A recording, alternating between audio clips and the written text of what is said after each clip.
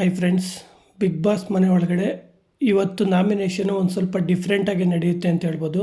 ಇವತ್ತು open nomination ಇರುತ್ತೆ ಮತ್ತು ಮನೆ ಒಳಗಡೆ ಇರೋ ಸ್ಪರ್ಧಿಗಳು ಒಬ್ಬ ಸ್ಪರ್ಧಿನ ಸೆಲೆಕ್ಟ್ ಮಾಡಿ ನಾಮಿನೇಷನ್ ಅಧಿಕಾರನ ಅವ್ರಿಗೆ ಕೊಡಬೇಕಾಗಿರುತ್ತೆ.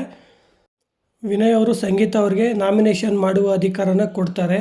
ಹಾಗೇನೇ ವರ್ತೂರ್ ಸಂತೋಷ್ ಅವರು ತುಕಾಲಿ ಸಂತೋಷ್ ಅವರಿಗೆ ನಾಮಿನೇಷನ್ ಮಾಡುವ ಅಧಿಕಾರನ ಕೊಡ್ತಾರೆ.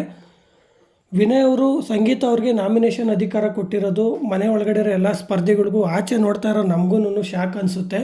ಆದರೆ ಇವತ್ತು ನಡೆಯೋದು ಅದೇನೇ. ಮತ್ತು ತನೀಶ್ ಅವರು ಕಾರ್ತಿಕ್ ಅವರಿಗೆ ನಾಮಿನೇಷನ್ ಮಾಡುವ ಅಧಿಕಾರನ ಕೊಟ್ಟಿರ್ತಾರೆ. ಆ ನಾಮಿನೇಷನ್ ಮಾಡುವ ಅಧಿಕಾರ ತಗೊಂಡಿರೋರು ಅವರೇ ಇಚ್ಛೆಯಂತೆ ಯಾರನ್ನು ಬೇಕಾದರೂ ಅವರು ನಾಮಿನೇಟ್ ಮಾಡ್ಬೋದು ಅಂತ ಇರುತ್ತೆ. ಅದೇ ರೀತಿ ಸಂಗೀತ ಅವರು ತನೀಶ್ ಅವ್ರನ್ನ ನಾಮಿನೇಟ್ ಮಾಡ್ತಾರೆ ಮತ್ತು ವಿನಯ್ ಅವರು ಕಾರ್ತಿಕ್ ಅವ್ರನ್ನ ನಾಮಿನೇಟ್ ಮಾಡ್ತಾರೆ. ಎಲ್ಲೋ ಒಂದು ಕಡೆ ಕಾರ್ತಿಕ್ ಅವರ ಗ್ರಾಫು ಈ ಮನೆಯಲ್ಲಿ ಕೆಳಗೆ ಬರ್ತಾ ಇದೆ ಅನಿಸ್ತಾ ಇದೆ ಅಂತ ರೀಸನ್ ಕೊಡ್ತಾರೆ. ನೆಕ್ಸ್ಟು ಕಾರ್ತಿಕ್ ಅವ್ರನ್ನ ಪ್ರತಾಪ್ ಅವರು ನಾಮಿನೇಟ್ ಮಾಡ್ತಾರೆ. ಅವ್ರು ಕೊಡೋ ರೀಸನ್ ಏನಪ್ಪ ಅಂದರೆ ಲಾಸ್ಟ್ ವೀಕು ಏನು ಟಾಸ್ಕ್ ನಡೀತು ಆ ಟಾಸ್ಕ್ನಲ್ಲಿ ಏನು ಡಿಮ್ಯಾಂಡ್ ಮಾಡಿ ಕಾರ್ತಿಕ್ ಅವರು ಪಾಯಿಂಟ್ಸ್ನ ತೊಗೊಂಡ್ರು ಆ ಪಾಯಿಂಟ್ಸ್ಗೆ ತಕ್ಕಂತೆ ಅವರು ಆಟನ ಆಡಿಲ್ಲ ಅಂತ ಅವರು ರೀಸನ್ ಕೊಡ್ತಾರೆ. ಒಟ್ಟಾರೆಯಾಗಿ ಹೇಳಬೇಕು ಅಂದರೆ ಈ ವಾರ ಬಿಗ್ ಬಾಸ್ ಮನೆಯಿಂದ ಹೊರಬರಲು ಯಾರೆಲ್ಲ ಸ್ಪರ್ಧಿಗಳು ನಾಮಿನೇಟ್ ಆಗಿದ್ದಾರೆ ಅಂತ ಹೇಳೋಕ್ಕೆ ಕ್ಲಿಯರಾಗಿ ಗೊತ್ತಾಗ್ತಾ ಇಲ್ಲ.